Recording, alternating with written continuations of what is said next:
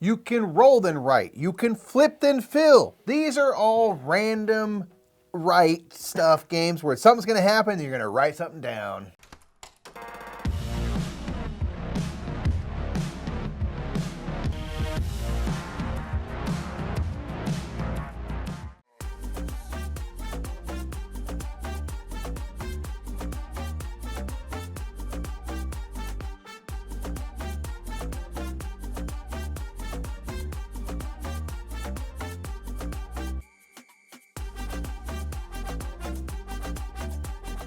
What's up, everybody? My name is Nick. I'm Mike. That's right. I swear I heard you say Mike, and I was just like, what are you talking about? We're good. What's going on? We're the Brothers Murph, Yes. and we are going to be talking about our favorite, we always call them random rights games. The kind of generic catch-all term is roll and write, even though many of these are not actually roll and write games. You're not rolling dice. The roll and write is the kind of, Yahtzee where you're rolling some Kinda dice like or filling in something. Board game is a catch-all term, even though a lot of board games don't have boards in them. So we say roll and write, but we're talking about random write, because sometimes you're flipping write, sometimes you're drafting and writing, sometimes you're flicking and writing.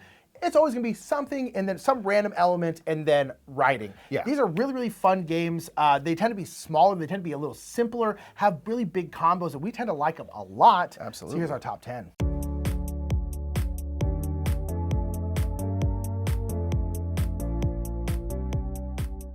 Number 10 is going to be Silver and Gold. This is a game from Phil Walker Harding where you are going to be flipping over cards that are going to kind of show Tetris-like pieces. And then when a card gets flipped over, everyone is going to draw in that shape, and you're going to be Xing out squares on these kind of treasure maps. The ideally, you are filling in those maps completely to complete these treasure cards and be able to complete as many as possible. There are little bonuses within each map that you can also get. They'll give you these palm trees for some scoring, these little X symbols which allow you to cross off a square anywhere in either of your maps that you're working on. And there is a little bit of set collection as well with those treasure maps that you are working on. I really like this game for kind of the ease of access to the rules. Flip over a card, it shows these Tetris-like shapes. People are familiar with those shapes. They've seen those before. And then the simple, clear goal of filling in those maps. How do I do that as efficiently as possible? That I can draw on my shapes and get these things filled in using those bonuses, those bonus fill-in spaces and things like that to kind of complete as many. You're kind of racing to get through as many of these treasure cards as possible. Something we love about Phil Walker Harding games is that, they are accessible, they are family friendly, they are, meant to kind of get anybody in and playing them. And this one, using the kind of treasure map, the X marks the spot vibe with some, a couple little things to get with those bonuses, I think just makes this a really kind of pleasant, chill, roll and write, or I guess flip and fill in this case.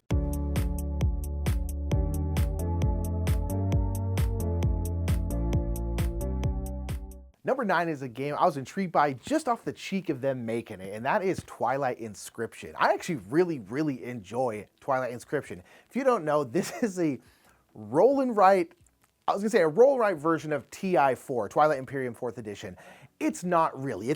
They're very, very separate games, but it's set in that universe, and this was kind of like, I remember when this got announced, everyone was just like, are you serious? You're about to make like a TI4 roll and write? And just because that's like kind of when roll and writes were really big, and just the gall to try and make that big of a roll and write. Nowadays, we'll talk about some a little bit later, there are some bigger roll and writes, but at that point, like roll and writes were kind of simple, and this one was gonna be like a 45-minute game. Like it was a much bigger game. And that was kind of interesting. We were like, oh my gosh, like a big, like kind of like a proper game size roll and write. That's very interesting. And this is a game where you're basically gonna have like four massive boards, big roll and write boards, kind of dry erase ones. And they're kind of different parts of the game. So like one's like the war sector, one's like the exploration sector, that kind of the different parts of, the kind of 4X-ness of Twilight Imperium. And you're basically be rolling out these dice, these big chunky dice, and they're gonna kind of give you these symbols, and you can basically choose one kind of sector that you can work on this round. And they all work slightly differently. Like one of the exploration ones, you're trying to like get onto planets and stuff like that. You're crossing off stuff on those. When you get those, you're gonna get bonuses. Those bonuses are gonna allow you to cross off other stuff, that kind of stuff. You're doing the typical roll and write things. And then for like the war part where you're kind of like fighting and stuff like that, it's really abstracted. Like, it's really only, you're just comparing your scores to your neighbors, and you just, if you have a higher score, you'll get benefits. If you have a lower score, you'll get kind of punished and stuff like that. This game also works really, really well at like 2-player, because there's kind of like a solo robot, because you can play it also solo as well. That's just Mechatol Rex. And you're going to be comparing against that. So you can kind of play at all different player counts, and it works really, really well, because you're only ever comparing to your neighbors. But other than that, it's pretty solitary. It's not a big fighty game that you would kind of assume. But ultimately, for a roll and write, like taking away like the Twilight Imperiumness of it, from a roll and write, it's really, really fun. And I actually really, really enjoy the game a lot. And so this is one we kind of picked up because we were just curious, and it turned out to be really, really good, and that was awesome. And so, yeah, I really, really like Twilight Inscription. Again, it was a shock that it got made in the first place, but I'm actually really glad that it did.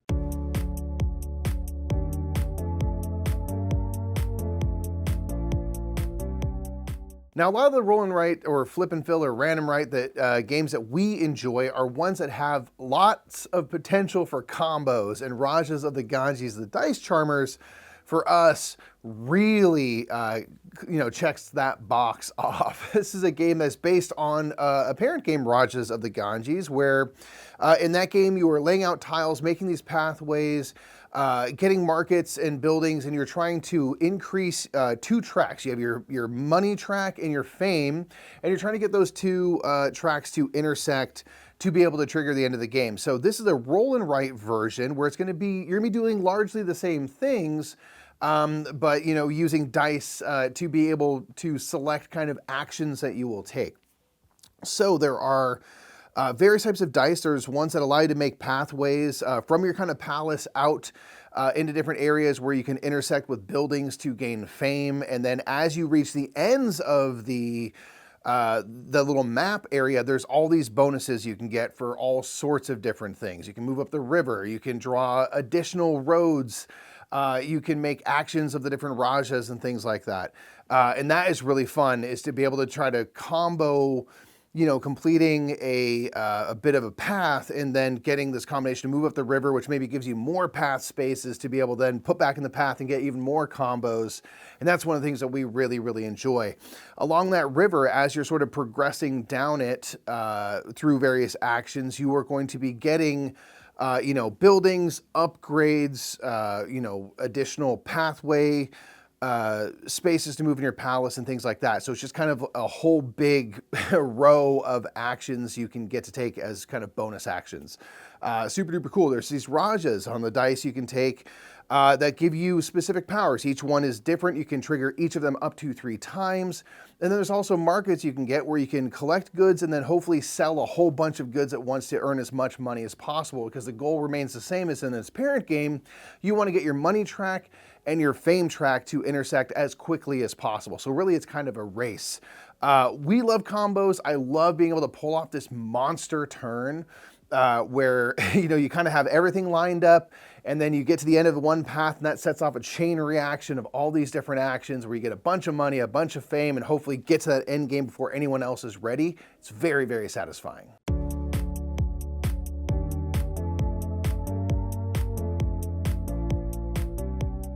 Number 7 is going to be Sonora. This is, I think, the only, correct me if I'm wrong, but the only like flick and write. This is like a dexterity game, kind of like Crokinole, with a roll and write. So basically, you're going to have your kind of writing board, and it's going to have these like 4 different areas.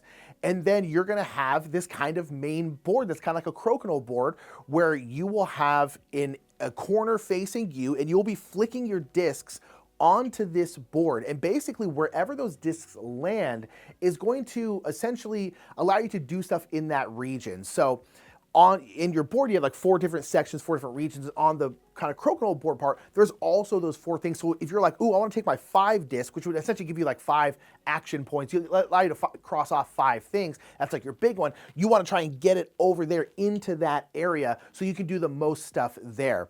And then you also, of course, can hit each other and knock each other around in kind of Crokinole style, all that kind of stuff. There's certain spots you're really trying to aim for because they'll kind of give you like double and all this kind of stuff.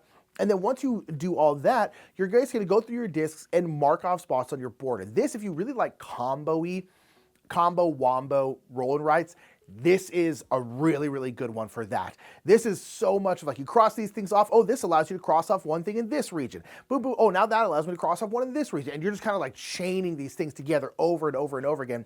But the kind of catalyst for making stuff happen over there is this like crokinole dexterity game, which is very odd, but it works really, really well. And I was like, you know what? This is actually a really, really fun take on the kind of random right, roll and write genre, as we kind of say as a catch-all term, even though we're not actually rolling anything in this game.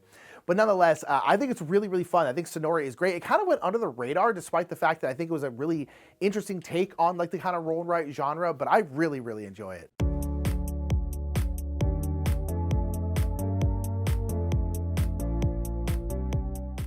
Next up is going to be 10. This is a pretty new one. This is ultimately an action selection game where you're going to be working on these 2 sheets as you kind of build up a farm, go fishing, exploring woods and mines, and then producing goods to, upgrade your equipment, tend to animals, plant and harvest crops.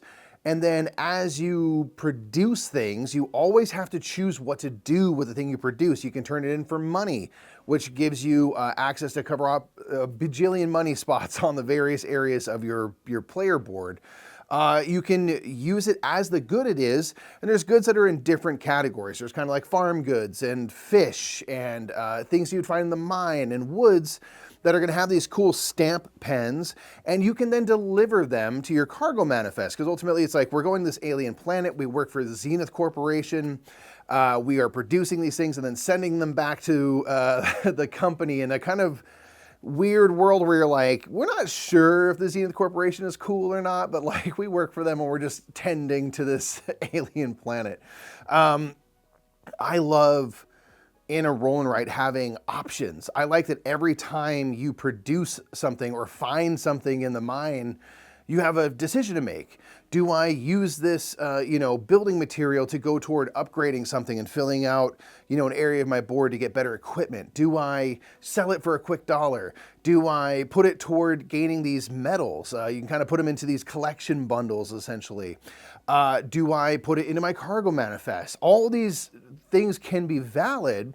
And as you progress through the game, the action selection, which is shown on kind of a menu of cards that everyone can choose from, you are going to get kind of level 2 and either seasons are called, season 2 and season 3 cards. They're going to have a top action, but then if you meet whatever requirement is showing in the middle of the card, you can also do the bottom action. So that becomes very interesting and maybe gives you a focus on something to make sure you can always do the bottom halves of those cards, because now I'm getting more out of my game. Every turn I'm getting more stuff done, being as efficient as possible. That is something that is really, really fun.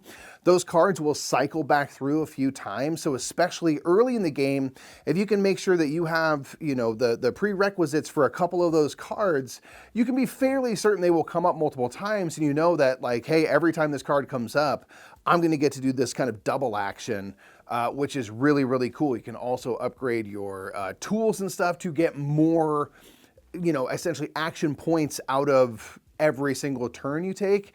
And that is super duper fun to kind of dig into.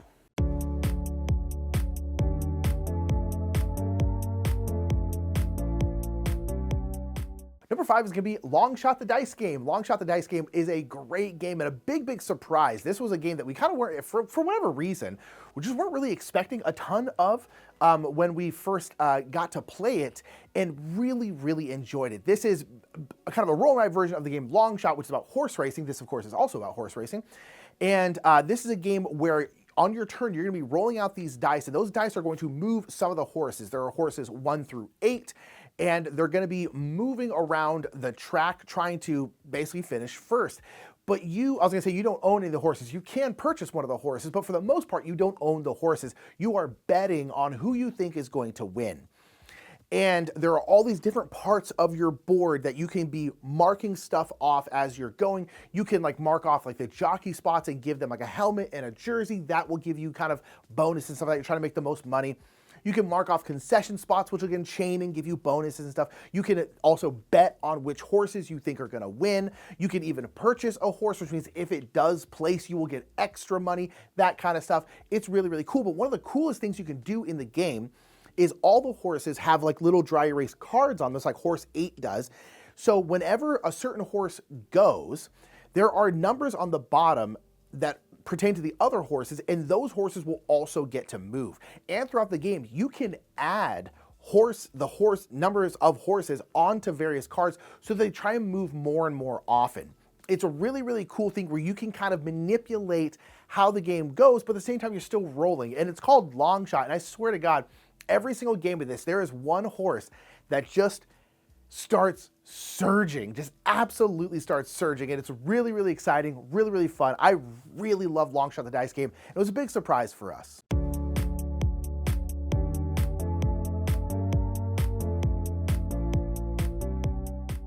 Next up is going to be Welcome To. This is the game that for us really was at the forefront, along with like a Railroad Inc., of like ushering in the era of roll and writes, of random writes. There was this big boom of these games, and Welcome To was one of the ones that really, I feel like, kind of caught everyone's attention in a big, big way and led to many more of these random writes coming out in the subsequent years. So in Welcome To, you are planning out a community, you're building a neighborhood. And you're going to have a board that has 3 streets of houses that have yet to have their numbers put in, their addresses put in. And you are going to be, every turn, flipping over cards that are going to show numbers between 1 and 15. There are more 7s, 8s, and 9s than there are 1s and 15s. So you know there's a little bit of a premium on those lower and higher numbers. Every turn, you're going to take a number, if you can legally place one, and put it into one of the houses on your streets.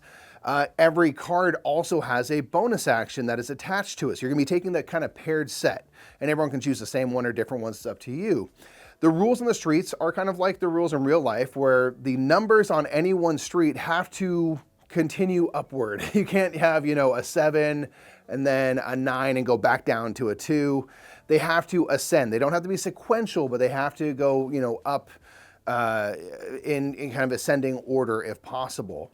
The thing I like about this game is it's super fun that you always have a bonus action attached to the number. So I'm making 2 kind of choices. I'm not just picking a number that is convenient for the streets that I'm filling in, and you don't have to fill them in left or right, so you can put something in the middle, then help, make it make sense later or what have you. But the fact that there's a bonus action where it's like, well, I've crossed off a couple of areas on my parks on the 2nd street. If I get one more, I'm going to max out the scoring for, my kind of parks and landscaping. So maybe I want to take this, paired set of number and action mostly for the bonus action. And the number, I'm going to have to make it kind of, fit into my plan, for my street as you go. It's super duper fun. It's pretty straightforward and simple. There are little community goals to go for, and it's kind of a race to get those done as quickly as possible. And they've done a bunch of expansions of different types of streets, essentially. So there's like a Halloween street where you're collecting candy. There's a holiday street where if you do make a list of sequential numbers, that's you kind of making decorations for the whole street, putting Christmas lights up. You can get bonus points that way. And there's a bunch more different versions of Welcome To. So it's been very well supported over the years. And again, I remember everyone, at the Gen Con or whatever it was of the year it came out, flocking, talking about this game and kind of, at that time was something that felt kind of new and different in terms of a type of game to have out there. And now we've seen a bajillion more types of roll and writes, random writes, what have you, since that time.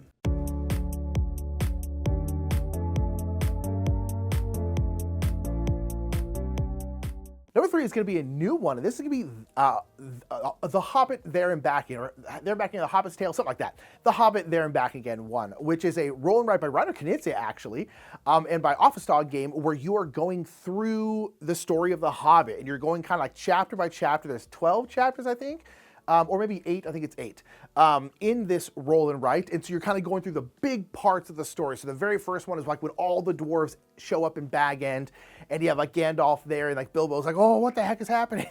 that kind of stuff. And then the next one is like when they're talking to the trolls and stuff like that, and the trolls turn into stone. And each one of these roll and writes will use the same components where you're rolling out these dice, and you're basically going back and forth, or in a two-player game, go back and forth, but going around the table, drafting a die and then marking off various spots. But how these dice work in each of these chapters will be different. You're almost always crossing off spots or like trying to fill in certain areas or something like that. But they're all going to be different. They're all going to have different rules. They're all going to score different ways. And they actually do all feel pretty darn different. I have played, I think, all but like one of the chapters at this point. I weirdly have not gone through it. We've kind of just picked and chose as we go through, which was very silly, frankly. But nonetheless, I really, really like it. I like the fact that you're kind of using these same basic components and then getting all these different kind of little games out of it. I really love Lord of the Rings. We're massive Lord of the Rings fans, if you don't know. And so I have that tie-in as well. I think the art is really, really good. It's just kind of simple, roll and write, Reiner Knizia goodness in a really, really fun IP with some great art. And yeah, it's just great.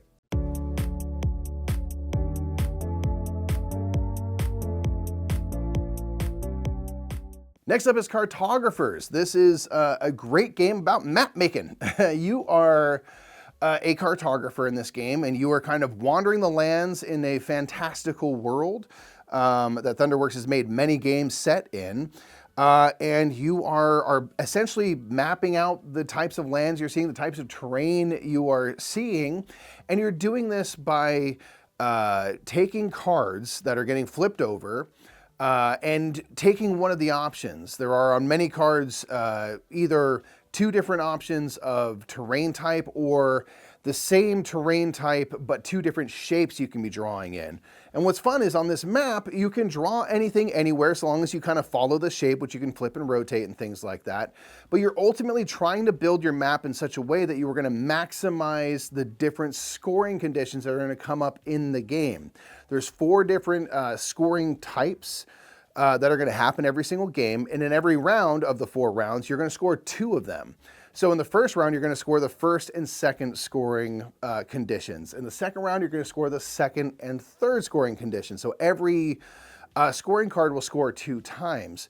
So there's this kind of balance point of, you know, timing when you have things put into your map to maximize the end of round scoring, but also realizing that every card is only going to score twice. So after the second round, that second scoring condition, the B condition, is done. You can no longer score points for it. So maybe I don't want to worry about my farms anymore, and I want to go try to find more forests and things like that. So the order that those scoring cards are set out in the beginning of the game, and then kind of working on the timing as you fill out this map, you're occasionally dealing with monsters that your opponents, I should say, are putting onto your map, and you're trying to get them surrounded. It's just really fun. It's just a really fun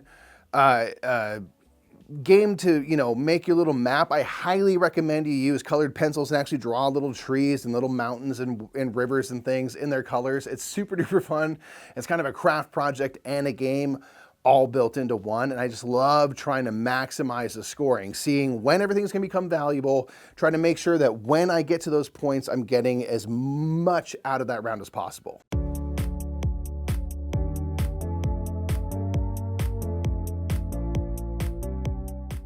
Number 1 is going to be Draft and Write Records. This one is so good. Again, if you like combo-y, combo, wombo, roll and writes, this is a great one.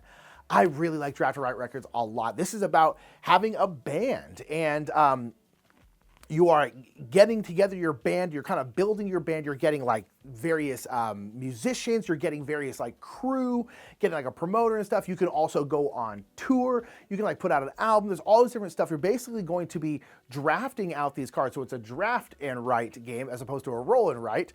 And you're drafting out these cards, and those cards will allow you to, again, mark off different parts of your board, like the tour part, or this might give you like a guitarist or a lead singer or something like that, or get to mark off the kind of little promotional parts over here or whatever. And so you're drafting out these cards, and that is kind of dictating what you're kind of able to do.